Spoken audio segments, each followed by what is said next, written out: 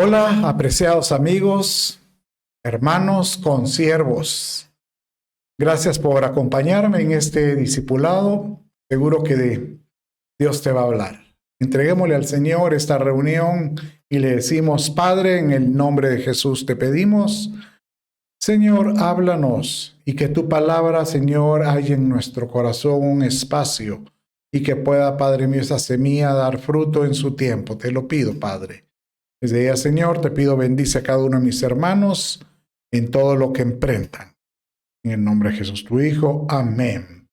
Bien, acompáñenme con este canto de adoración y seguramente que el Señor te va a bendecir con él. Bendiciones.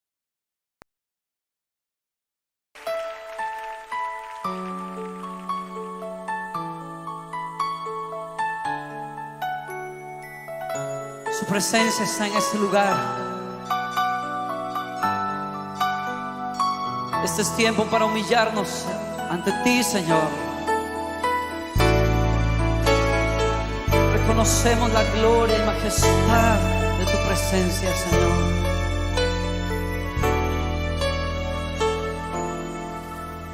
Al estar en la presencia de tu divinidad y al contemplar la hermosura de tu santidad,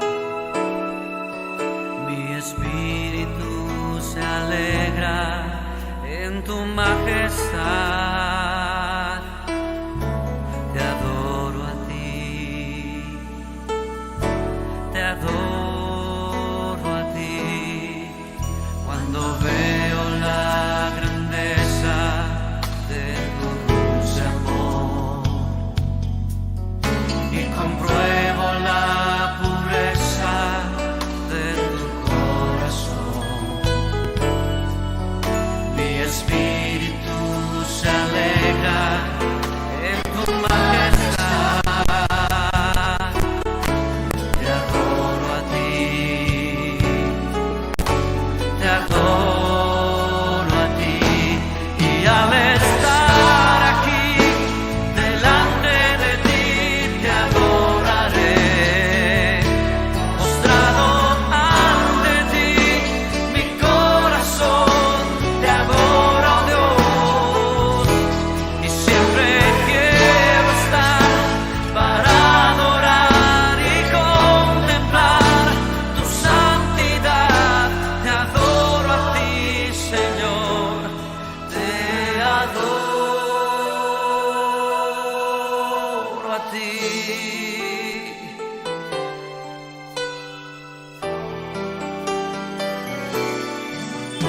Al estar en la presencia de tu divinidad y al contemplar la hermosura de tu santidad,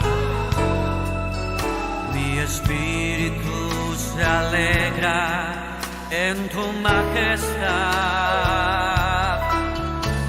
Te adoro a ti, te adoro a ti, cuando veo la grandeza de tu dulce amor y compruebo la pureza de tu corazón, y mi espíritu se alegra en tu majestad. Te adoro a ti, oh, te adoro a ti, y al estar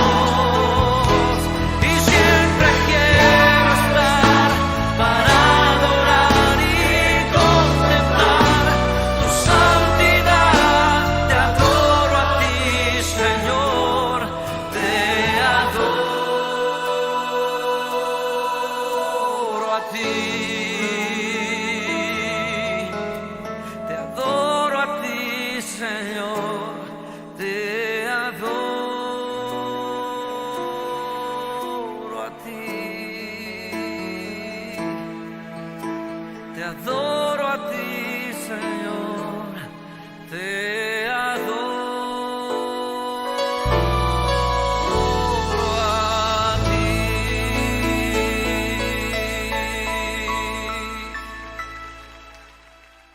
Aleluya. No hay como tener motivos para adorarlo y poderle decir, Padre mío, tú eres lo más importante en mi vida. Y si algo puede brotar de mi corazón es siempre ese deseo de adorarte y desearte. Aleluya. Gloria a Dios. Bien, mis amados hermanos, hoy vamos entonces a entrar de lleno al tema que nos compete. La semana pasada estuvimos estudiando acerca de los héroes de la fe y vimos unas características de los personajes que aparecen en Hebreos 11.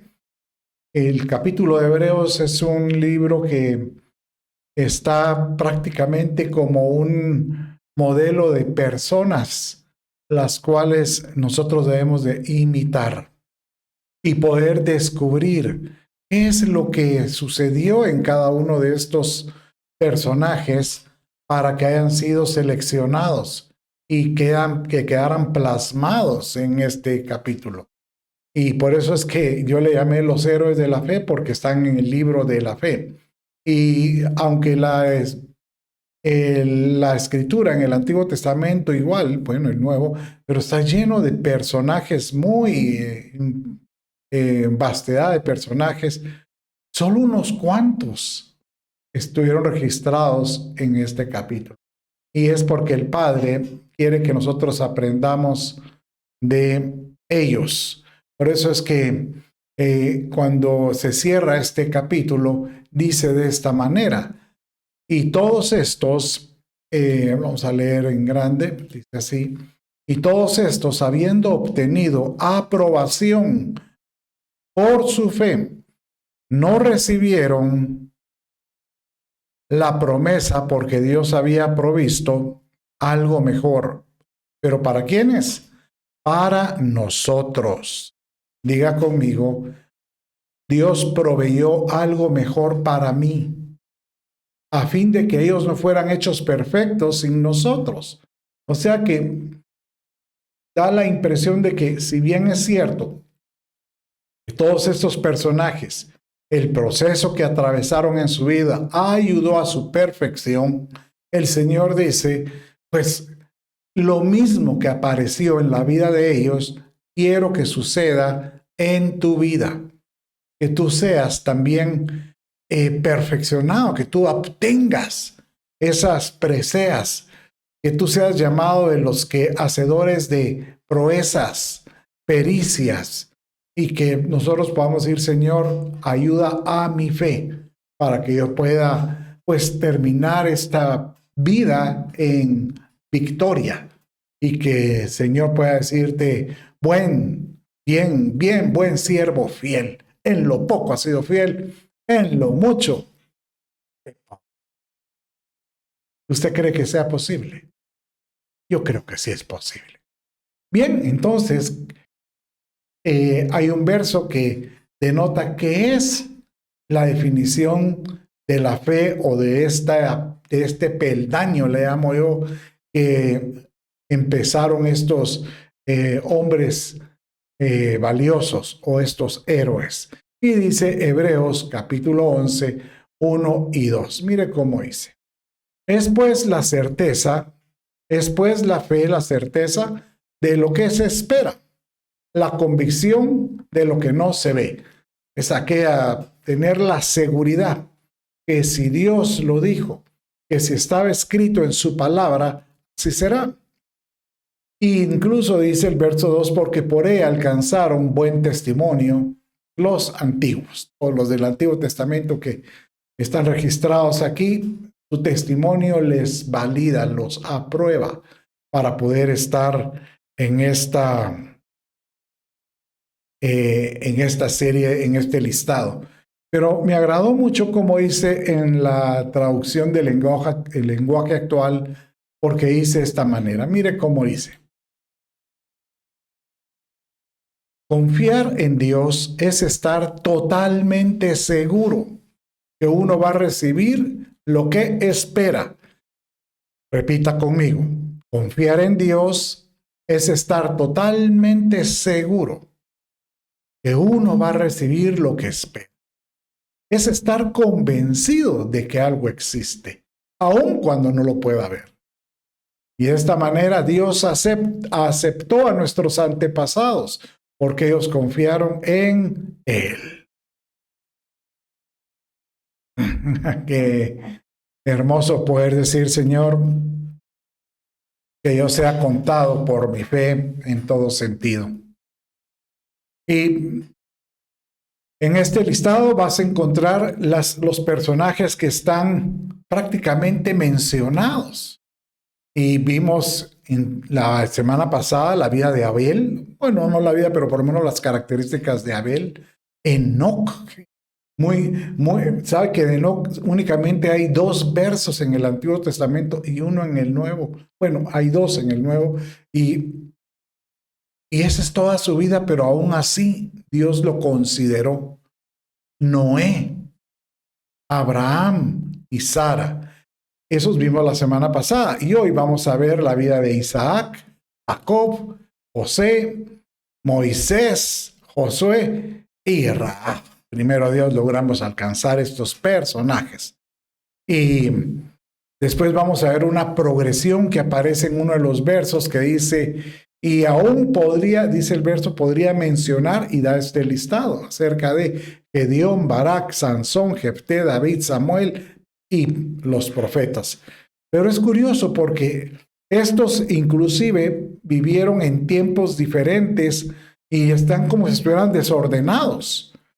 Pero ¿sabe qué es lo que sucede? Que da la impresión que estos están puestos en este orden porque es una progresión de cómo el creyente debe de evolucionar, madurar para poder alcanzar la presea o la posición de héroe de la fe. Bueno, mis amados hermanos, siendo así, vamos entonces a entrar de lleno con el que nos compete hoy, Isaac. Isaac, pues, es el hijo de la promesa. Isaac es el único hijo de Abraham con Sara. Abraham, pues, obviamente tuvo con Agar, la sierva de Sara, un hijo que se llamó Ismael. Pero Dios de alguna manera lo desechó y lo envió al desierto para que pudiera desarrollar su propia, llamémosle, sus propias generaciones. Y Ismael es prácticamente el padre de los musulmanes, de toda esta área, ¿verdad? E Isaac se quedó en la línea, el estirpe de los hebreos. Isaac prácticamente es aquel niño que Abraham subió y presentó en el monte para poder ofrecerlo como una ofrenda porque Dios se lo pidió. Y cuando iba Abraham con la daga al niño, Dios le dice, detente, por cuanto Dios, entonces utilizó la palabra, ha visto, Dios se proveerá, Jehová Jireh. Entonces la palabra Jehová Jireh significa lo que Dios ve, por cuanto Dios observa, Dios provee. Es para que Dios pueda proveer, Él necesita observar. ¿Qué es lo que tiene que observar? La fe de un padre como el de Abraham, que estaba convencido que Dios iba a tener siempre un plan B con relación a Isaac. Y Isaac inclusive acuerpó la fe de su padre porque él le pregunta, padre, cuando iban para arriba, y el cordero que vamos a ofrecer, porque Isaac llevaba la leña. Y el Señor le dijo, Abraham le dijo, el Señor se proveerá. Y justo y hecho, así fue. Isaac pues crece, tiene por medio del siervo Eleazar, va en busca de esposa para Isaac. Y ahí fue como aparece Rebeca. Pues de esta relación nace, pues, primeramente un par de gemelos. Y aquí estamos hablando de de Esaú y Jacob. Y Jacob, pues vamos a verlo después, también es considerado como de los héroes de la fe. No así Esaú, fue desechado. A pesar que ambos tuvieron los mismos padres, tuvieron la misma educación, pero bien uno decide, uno escoge quién realmente servir. Y una de las características, pues, de Jacob, que lo vamos a ver más tarde, es que él realmente amaba lo que Dios enviaba. Entonces, Hebreos capítulo 11, en el verso 20, dice de esta manera: por la fe bendijo Isaac a Jacob y a Esaú.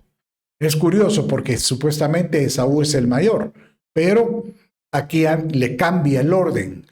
Bendice primero a Jacob y luego a Esaú respecto a cosas venideras. Bueno, entonces, ¿qué obras hizo Isaac para que Dios manifestara sus maravillas en la vida de él? Bueno, para esto hay que entender que cuando él tenía sus hijos pequeños, nuevamente dice la escritura que vino un hambre en la tierra. Así lo dice Génesis 26:1. Y este verso termina en que viene Isaac y buscando alimentar a su familia, va y busca a la tierra de Filista, de los filisteos, y con el fin de ir a Egipto. Pero dice en el verso 2 de esta manera: y se le apareció el Señor y dijo: no desciendas a Egipto, quédate en la tierra que yo te diré. Entonces, aquí es interesante contemplar esto. Muchas veces, así como a Abraham, que Dios, aquellos que aman al Señor, tenga por seguro que Dios en los momentos críticos, en los momentos de angustia, en los momentos cuando hay hambre o crisis, cuando tal vez no hay trabajo, cuando a lo mejor hay una enfermedad, cuando hay una situación que tú puedas albergar temor, solo confía que el Señor te va a mostrar el camino y te va a decir qué hay que hacer. Aquí él le dijo: no tienes que descender a Egipto, quédate en la tierra que yo te diré. Y se quedó ahí con este rey, en esta tierra, el rey Abimelech, ¿verdad? Y él empezó, pues, y en el desierto comenzó él a decirle a su gente: el Señor dice que aquí nos va a bendecir, aquí nos va a prosperar, todos acomódense, acampen aquí, pues vamos a ver la gloria del Señor.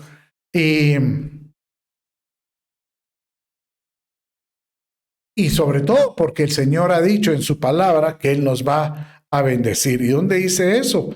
Pues mire, dice así la Escritura, que entre las promesas le hizo el Señor: no temas, en tu simiente serán bendecidas todas las naciones de la tierra. O sea que a Isaac le decía: adquiere, mantén la fe de tu padre Abraham.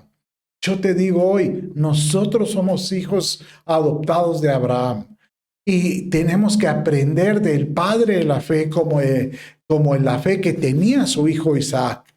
Él vino y dijo en obediencia: bueno, aquí nos vamos a quedar en medio del desierto esperando el milagro, pero ¿qué hay que hacer? Sembremos.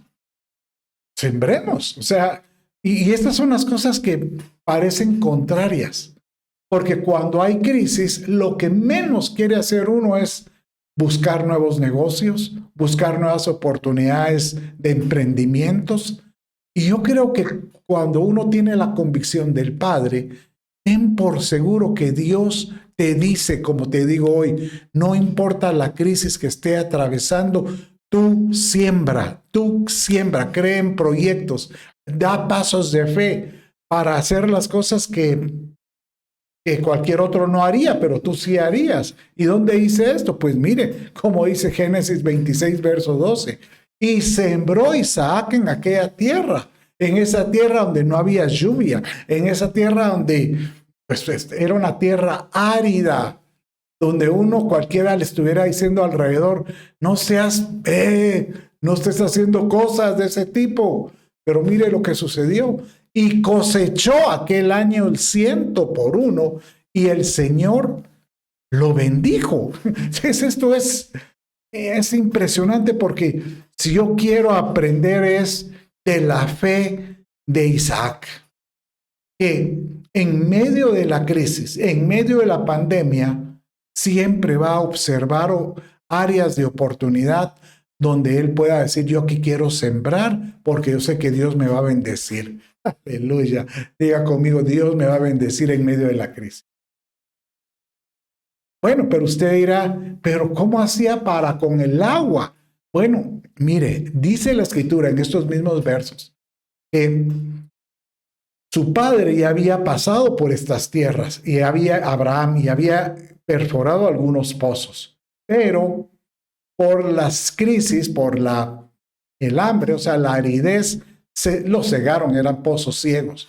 Y este comenzó a abrir pozos y milagrosamente empezaron a brotar agua por la fe de alguien que empezó a decir, caben, aquí va a haber un hoyo. Y ¿sabe qué es lo que va a haber agua? Pero ¿sabe qué es lo que sucedía?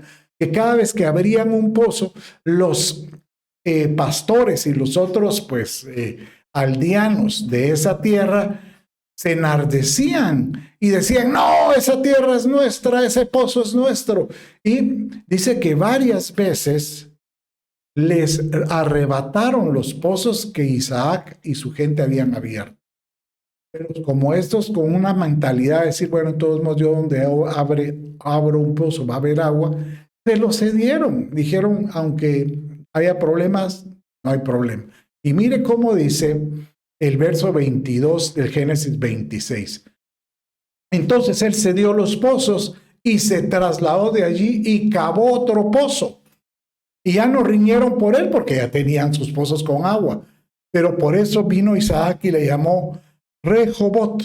Ese término es muy importante que tú lo oigas. Que tú puedas decir en tu vida, yo quiero tener el pozo de Rehobot. Porque dijo, al fin el Señor ha hecho lugar para nosotros y prosperaremos en la tierra. Que tú puedas decirle, Señor, no importa el lugar donde yo esté, el trabajo que tú tengas, no importa la situación que estés atravesando, tienes que pedirle a mi Padre, Señor, así como se lo declaró Isaac, yo quiero creer que mi vida es como el pozo de Rehobot, porque tú aquí me has traído y yo voy a ser prosperado y bendecido hasta el día de hoy. Hermoso esto. Hermoso esto. La enseñanza de Isaac a nosotros es muy linda. Bueno, sigamos con otro personaje. Ahora vamos a ver el personaje de Jacob. Como bien dijimos, Jacob e Isaac, bueno, tuvo dos hijos, Esaú y Jacob. Esaú era el mayor, pero dice que cuando nacieron el par de muchachos o el par de bebés, Jacob tenía agarrado del carcañal a su hijo. Por eso es que el nombre Jacob significa el que intenta suplantar. Como quien dice, tú no vas a ser el mayor, yo voy a ser el mayor. Entonces, ese fue el nombre que le pusieron, ¿verdad? Inclusive de ahí ha salido el término de que Jacob era el usurpador, ¿verdad? Bueno, pero hay una historia muy interesante porque aunque ambos nacieron de la misma matriz de Rebeca, tuvieron la misma educación de sus padres, hay una característica muy particular. Los dos tenían un valor muy diferente de las cosas del Señor. Porque dice que estaba cocinando Jacob, Esaú regresó de cacería, estaba cansado y vio pues lo que estaba cocinando y le dijo, dame de lo que estás cocinando. Y dice que Jacob, muy astutamente, como buen usurpador, ¿verdad? Y yo le llamaría arrebatador. Él vino y realmente le arrebató la primogenitura, que eso es como un principio de dignidad. La primogenitura era como un principio de la bendición que reciben del Padre. Y le dice, vendeme la primogenitura y te lo cambio por este potaje de lentejas, ¿verdad? Que era como un consomé de lentejas. Y sabe que Jacob lo aceptó. Por eso es que dice Génesis 25, 31, 32, pero Jacob le dijo, véndeme primero tu primogenitura, y Esaú le dijo, de todos modos me voy a morir algún día, ¿de qué me sirve pues la primogenitura? O sea que aquí encontramos a un par de hermanos, alguien que quiso arrebatar todo lo que de Dios venía y el otro que lo menospreció. Y derivado a esto, pues ahí está la historia que dice que cuando Jacob iba a impartir la bendición del primogénito, la madre prácticamente disfrazó a Jacob como si tuviera las vestiduras de Esaú. Y de esta manera, pues engañaron al padre Jacob, que estaba casi como, estaba ciego, dice, bueno, estaba con una ceguera parcial. Y cuando él oró, le impartió también la bendición. Y eso enardeció a Esaú tremendamente. ¿Por qué es el mensaje de esto? ¿Por qué aparece Jacob si él era un engañador? Pues miren, yo lo que veo en la escritura es que Jacob no es que haya sido solo un engañador, él lo que tenía era la fe para querer arrebatar toda bendición de Dios en su vida. Por eso es que él viene y cuando llega, porque él tiene que huir de su hermano, y llega donde su tío Labán, nuevamente a él le devuelven de la misma moneda que él había sembrado. Por eso lo que uno siembra, eso cosecha. Porque él se enamoró de la segunda hija y le dieron a la primera, a Lea. Trabajó 7 años por ella. Vuelve a trabajar 7 años por la segunda. Y nuevamente ellas tenían herencia del padre, pero viene Labán y le dice a Jacob, ¿querés las ovejas de mis hijas? Tienes que trabajar 6 años más por ellas. Él sabe que él trabajó 20 años para Labán. Dice que 10 veces le cambió el salario. O sea que lo que uno siembra, eso cosecha. Pero Dios siempre observa el corazón de aquel que quiere arrebatar lo mejor que él tiene. Porque dice que cuando ellos salieron de donde Labán, ellos pues estuvieron en el camino, él vino y se fue a recostar y el ángel del Señor lo visitó.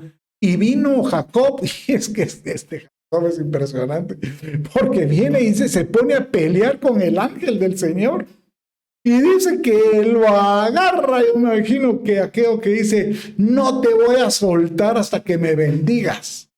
Y dice que el ángel tiene que tocar su tendón y él quedó cojo por siempre por esto. Entonces mire aquí cómo dice Génesis 32 esta historia. Génesis 32, 26.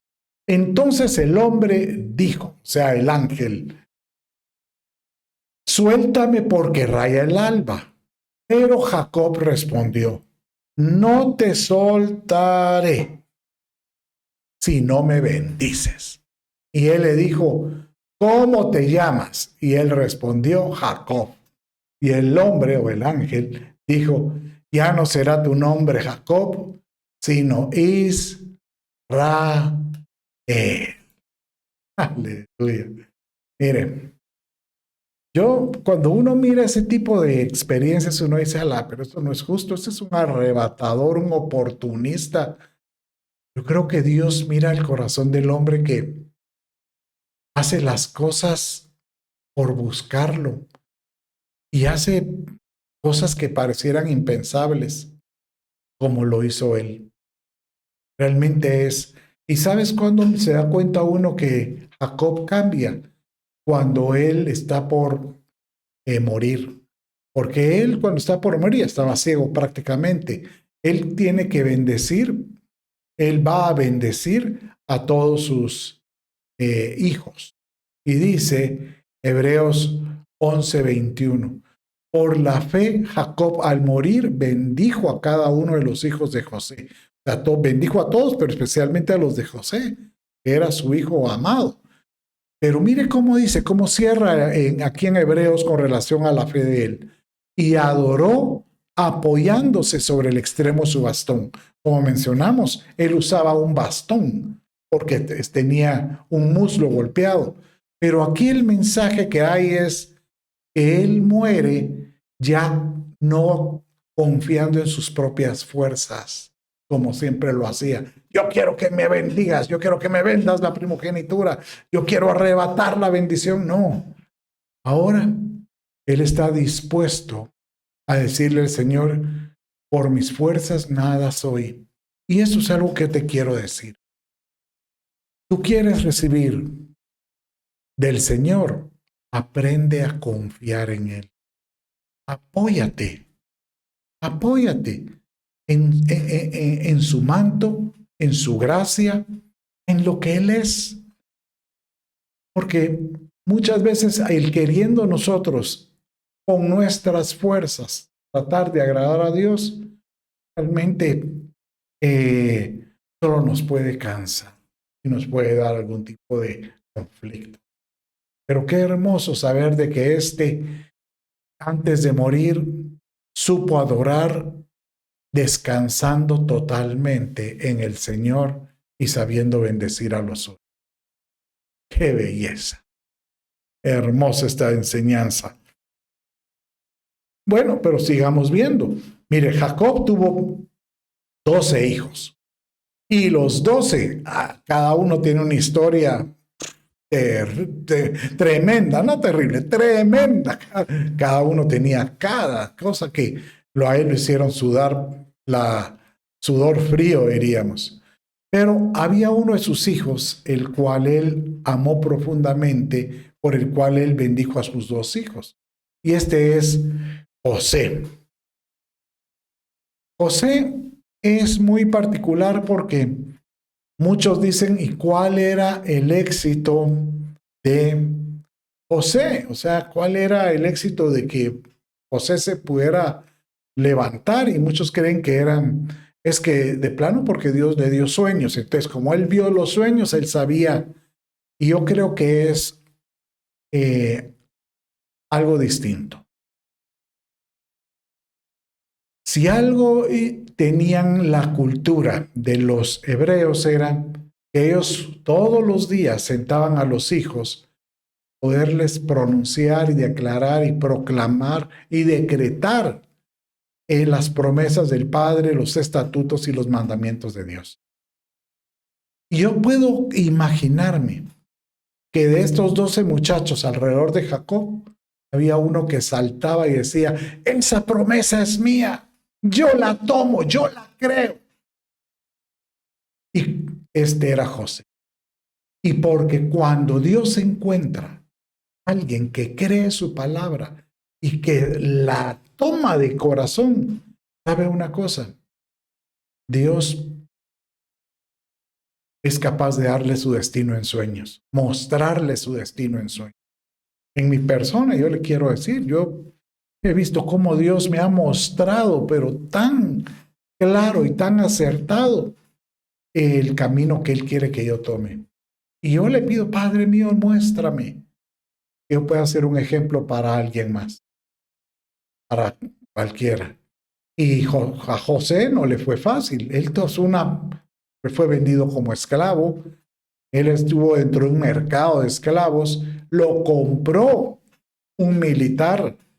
Pero cuando uno tiene la palabra de Dios y la convicción de lo que Dios te ha dicho, de lo que sus promesas te han mostrado, tú te mantienes firme, tú te mantienes con la mirada en alto y provocas tu vida se convierta en una bendición, porque eso fue lo que sucedía con todo lo que José tocaba. Mire cómo dice en este verso con relación a lo que sucedía en la casa de Potifar, que era donde él era como esclavo. Y aconteció que desde cuando le dio el encargo, o sea, Potifar, el general, de su casa y de todo lo que tenía, Jehová bendijo la casa del egipcio, pero a causa de José. Y la bendición de Jehová estaba sobre todo lo que tenía, así en casa como en el campo. Entonces, ¿sabes qué veo yo? Que para que nosotros podamos aprender de este varón como José, es aférrate a sus promesas, a su palabra. Y aunque las circunstancias digan lo contrario, tú aférrate, porque lo que te puedo asegurar es que cuando Dios te encuentre como un varón de fe, todo lo que tú toques va a ser bendecido. Así como lo que tocaba aquí José. Ahora, para poder llegar nosotros a tener una conducta como la de José, es muy importante que nosotros aprendamos a desechar, a quitar todo aquello que de alguna manera nos afectó en nuestra vida. Miren cómo y dónde lo vemos cuando José le puso el nombre a sus hijos.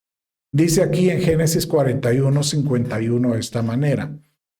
Y al primogénito, José le puso el nombre de Manasés. ¿Y por qué le puso Manasés? Porque dijo, léalo ahí conmigo, porque dijo, vamos a ponerlo en alto, Dios me ha hecho olvidar todo mi trabajo y toda la casa de mi padre. Es importante que para que tú puedas caminar en victoria, quita de tu vida todo lo que te ha afectado. Y al segundo hijo le puso el nombre de Efraín porque dijo, Dios me ha hecho fecundo en la tierra de mi aflicción. O sea que para que tú puedas ver la bendición, el ser fecundo, el ser fértil, fructífero, en medio de las circunstancias que están adversas, ¿qué es lo que tienes que hacer? Es desechar lo que te afecta. Posiblemente alguien te robó, alguien te estafó o un engaño o algún familiar o algún cónyuge. O sea, has tenido la experiencia del engaño, de la traición. Tienes que aprender a olvidar. ¿Cómo se olvida? Perdonando. Tienes que aprender a perdonar. Y aquel que logra perdonar y sacudirse todas esas aflicciones del espíritu, ten por seguro, cuando venga la bendición de ser fructíferos, vas a sentir la gloria, porque vas a decir, valió la pena perdonar. Por eso es que José es un modelo para todas nuestras vidas. Señor amado, yo quiero ser como José. Aferrarme a tu palabra y no importa la situación que esté atravesando, por difícil que sea, por complicado. Padre mío, Señor amado, que tu palabra sea el consuelo en todo momento. Y de esta manera yo pueda olvidar todo tipo de situación adversa contra cualquier persona. Yo lo perdono para que yo pueda, Señor, ser bendecido. Bueno, vamos a seguir con el siguiente personaje. Moisés. Mire cómo dice Moisés. Bueno, primero tenemos que ver, Moisés significa el nombre rescatado de las aguas. Y la razón es porque en la época de cuando él era bebé, él fue salvado por la hija de los faraones que se estaba bañando en el río y encontró a este bebé en una, llamémosle, cesta de pues calafateada, o sea, llamémosle como una cunita que la lograron hacer flotar. Entonces, cuando la muchacha lo mira, él dice, este es un milagro. Este se pudo haber muerto. Este fue rescatado de las aguas, le voy a poner Moisés. Entonces, el milagro es que este niño logra crecer nada menos que como hija o llamémosle hijastra de la princesa de la corte real. Y él creció, Moisés creció con todos los, la educación, con toda la formación de guerrero, que podía tener un príncipe real de esta corte. Y mire cómo dice Hebreos 11, 24 y 25 de esto, con relación a esto. Por la fe Moisés, cuando era ya grande, rehusó a ser llamado hijo de la hija del faraón. Él pudo haber dicho, yo me quedo aquí en la corte, pero él no. Él escogió antes ser maltratado con el pueblo de Dios. Él vino y defendió al pueblo y el pueblo a veces no lo entendió porque lo empezaron a decir, tú eres un asesino. Pero él prefirió huir y ser considerado un hebreo que un egipcio que maltrataba a sus hermanos. Por eso dice, escogiendo antes ser maltratado con el pueblo de Dios que gozar de los placeres temporales. Y la figura aquí es del pecado, porque acuérdense que muchos de estos personajes nos tienen que hablar a nosotros en estos tiempos. Y Egipto es figura del mundo. El Egipto es figura de los placeres y del pecado. Y lo que dice aquí es que Dios bendice a aquel que está dispuesto a escoger la mejor parte. Marta, le decía, Jesús le decía a María, Marta, escoge la mejor parte. María lo ha escogido, estar a mis pies escuchándome. En cambio, tú estás afanada en los quehaceres. Y muchas veces nosotros, queriendo servir a Dios, nos afanamos en muchas cosas. Y el Señor te dice, aprende a amar a mi iglesia, a la iglesia, aprende a amar al reino de Dios y su justicia. Y yo, si tú te levantas con esa autoridad, yo te voy a bendecir. Yo te voy a bendecir. Por eso es que dice que cuando Moisés escucha la voz de Dios, se acuerda, con una zarza ardiente que él la vio en la montaña, y que Dios le dijo, a ti te escogeré, te he escogido para que seas tú el libertador de esta nación. Dice que eran alrededor de unas 5 o 6 millones de personas. Y él sacó a esa, bueno, usted dirá, esa no es una historia nueva, en Semana Santa hasta hay películas acerca de esto, cómo es que este pueblo escapando del faraón que lo perseguía. Por eso es que dice Hebreos 11:27, por la fe Moisés salió de Egipto sin temer la ira del rey. Pero mire, esta parte de este verso, quiero que le ponga atención, porque dice así, porque se mantuvo firme, como viendo al invisible. Que tú puedas decirle, Señor, yo quiero ser como Moisés, que no importa si detrás de mí tengo enemigos que vienen en contra de mí. Padre mío, como el temor, como el rencor. Señor, yo quiero desecharme de esos, quiero vencerlos para poder mantenerme firme, como viendo que tú estás siempre conmigo, viendo que estás conmigo. Mire, yo he visto milagros en mi vida, que cuando yo estoy saliendo de esa situación, y yo bromeo con esto diciendo que cuando uno está en la calle y mira a alguna persona que se le queda viendo feo, uno es capaz de decirle, ¿qué te pasa? ¿Qué te pasa?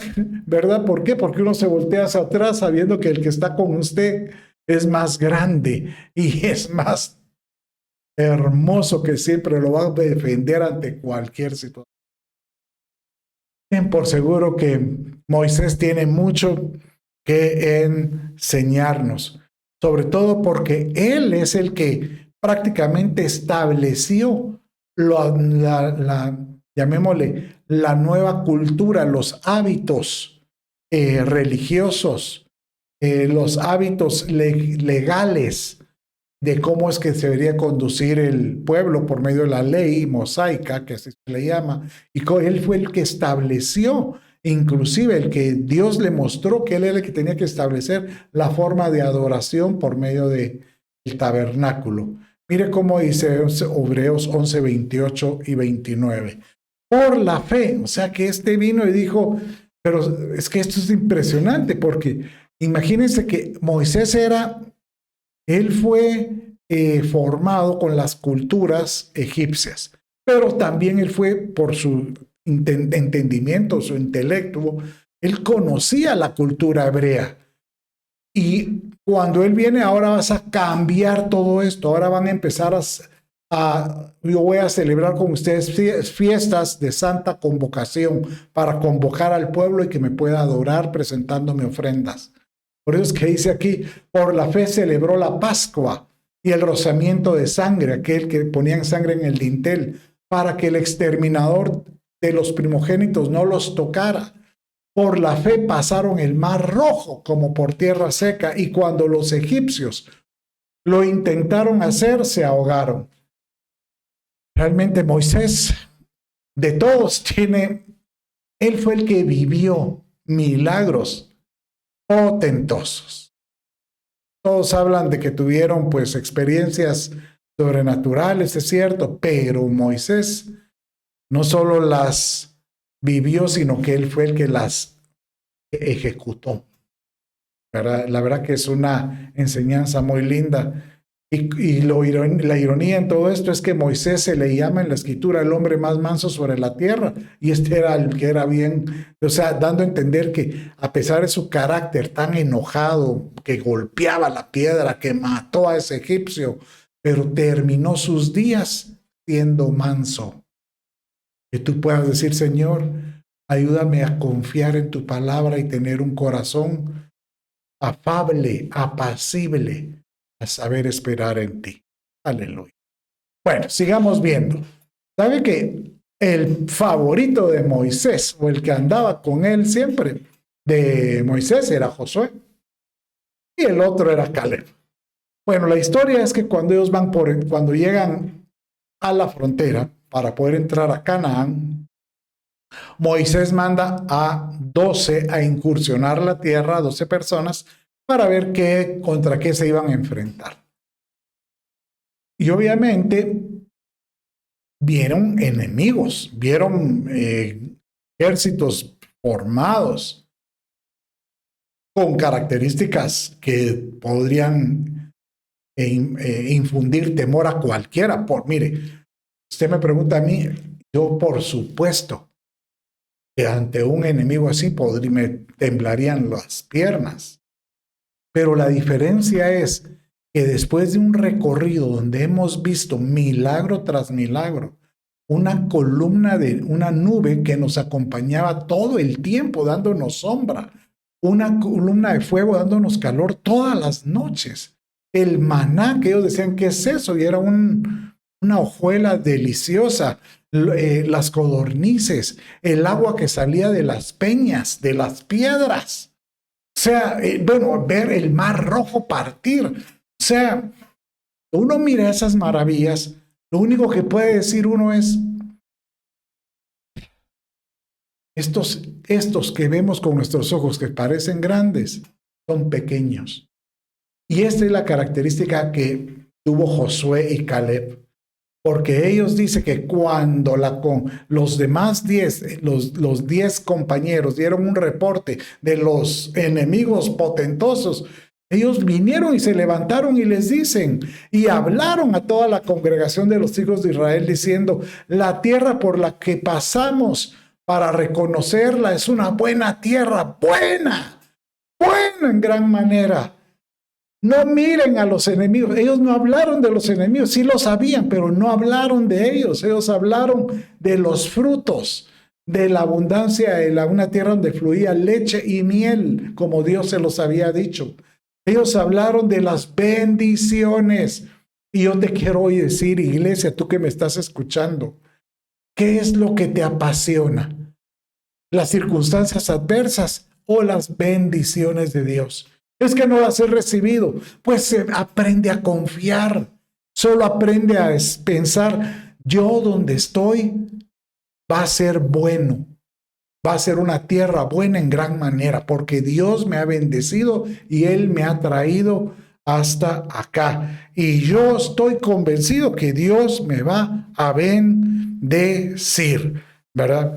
Entonces, por eso es que sigue diciendo aquí mismo, posteriormente, Señor, solo que, no, sí, aquí le está diciendo, están hablando estos, solo que no os rebeléis, le está diciendo Josué y Caleb a todos los demás y a todo el pueblo.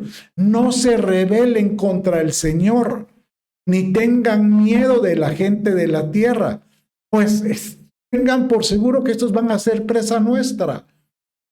Su protección les ha sido quitada. O sea que esta tierra posiblemente tenía la bendición de Dios, pero Dios se la quitó porque dijo, esta tierra ahora la va a pertenecer a mi pueblo.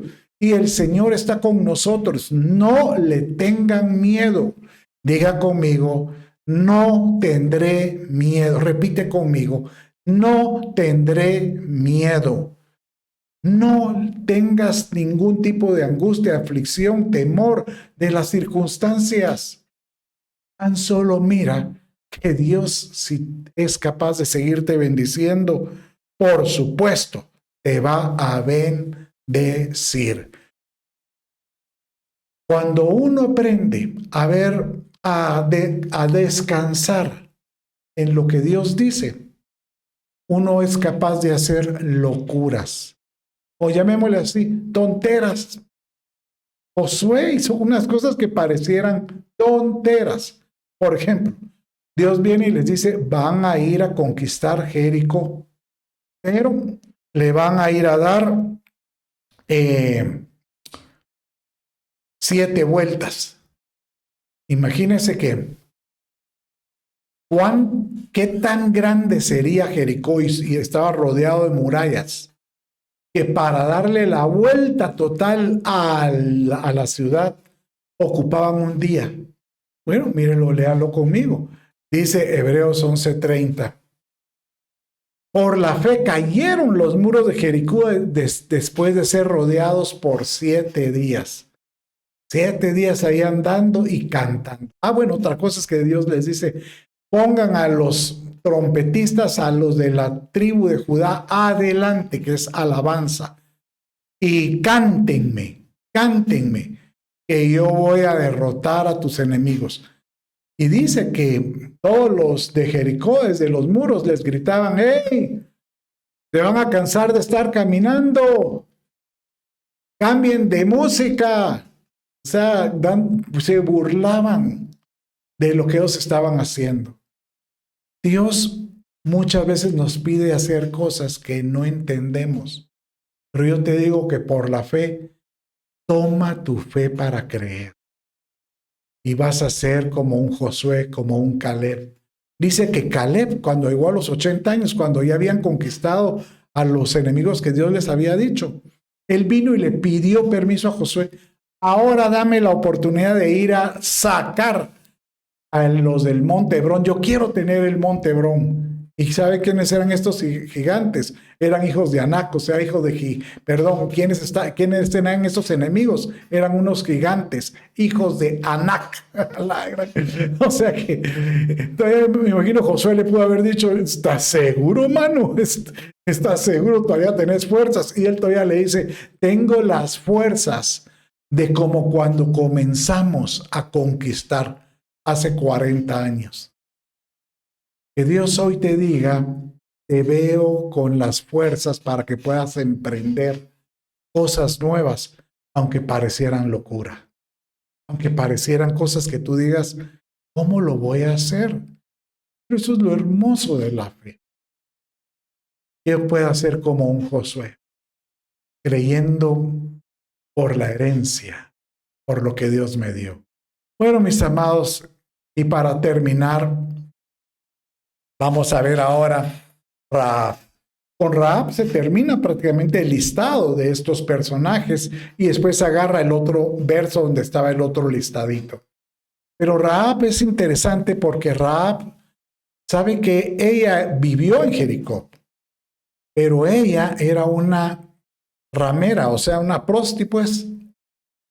¿Y cómo es que de la persona, ella se casó con Salmón, del fruto de ellos nace, pues creo que el nieto fue Booz, y Booz se casó con una moabita que era Ruth, y ellos fueron los abuelos de Isaí o los bisabuelos de David. Y de esa línea genealógica nació Jesús. O sea que aquí yo lo que veo es cómo es que Dios puede escoger personas que ante nuestros ojos podemos menospreciar, como el poder menospreciar a una mujer por sus oficios o por su vida que ella tenía anteriormente, como Rahab, o como Moab, que era de un pueblo maldito que era Moab. Como Ruth, que era de un pueblo maldito que era Moab. Pero Dios te dice, no me importa. Yo aún así, cuando encuentro a una persona que tiene fe para creer, yo soy capaz de ponerla en el libro, en el listado de los héroes de la fe. Por eso dice Hebreos 11:31, por la fe, es más, hasta el mismo listado le recuerda a ella su oficio. La ramera Rahab no pereció con los desobedientes por haber recibido los espías en paz. Señor amado, no consideres nuestra situación, nuestra posición. Que podamos, Señor, amarte siempre, en cualquier situación o circunstancia. Yo quiero orar hoy por ti. Quiero bendecirte y quiero decirte, no temas, no te angusties, porque Dios quiere levantar de ti no una sola persona, Él quiere levantar una generación, que tú puedas tener hijos naturales e hijos espirituales que puedan ver la fe que tú tienes. Pero tienes que aprender a confiar en Él.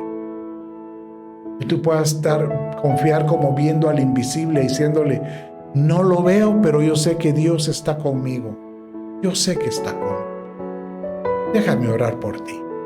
Padre, en el nombre de Jesús, yo bendigo a mi amado, a mi hermano, mi hermana, que ha estado en este discipulado. Señor amado, algunos están atravesando momentos difíciles. Si es así, Señor, bendícelos, bendícelos. Bendícelos, que tu sangre preciosa esté con ellos siempre. Guárdalo. Padre mío, seas tú por Dios y por Padre. En el nombre de Jesús, tu Hijo. Amén, amén y amén. Bueno, mis amados hermanos, Dios me los bendiga. Sean bendecidos y te animo a que puedas continuar la otra semana con este listado de hermosos detalles de la Escritura. Bendiciones.